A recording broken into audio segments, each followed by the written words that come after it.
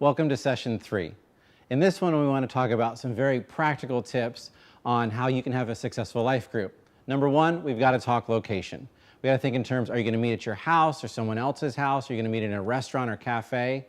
But let's start, if you're going to meet in someone's house, which I would personally recommend, you want to do a couple of things. Let's cover the obvious. Make sure you straighten up, get the Febreze out, be careful of the dog that other people might be allergic to, because you don't want your dog jumping up on people and freaking them out. You want people to feel welcome in your home. And so, but the point is, you want to have an environment that people feel comfortable from the moment they walk in.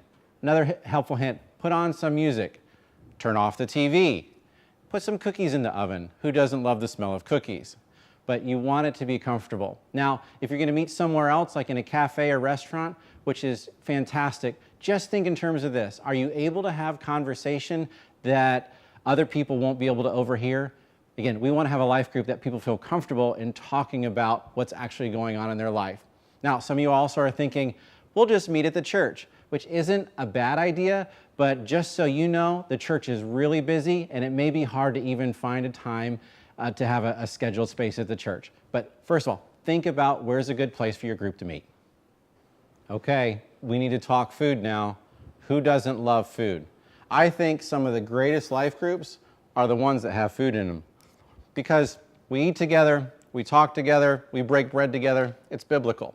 So, but you got to think in terms of what are the kind of things that work great for your group. Now, some of you may want to cook a meal together. Others, you want a potluck. Others, get it catered. I don't really care. I have to swallow food. The whole point is, I want you to figure out what works best for your group. Pick a theme, but I do encourage you, incorporate food in some way, because for whatever reason, when people eat together, things are just better. All right, we got to talk about kids. We all have them. We mostly like them. So what do we do with them when it comes to life groups? We have a couple options. One, maybe you're meeting in a house where there's a good space that all the kids can meet in. And so maybe you do a couple of things. Maybe you take turns with different people in your life group that they kind of watch the kids. Or another option, you hire a babysitter and maybe everyone just throws in a couple bucks to help cover expenses. Or another option, which is okay, is you just let people know if they have children, it's their responsibility to figure out their own childcare.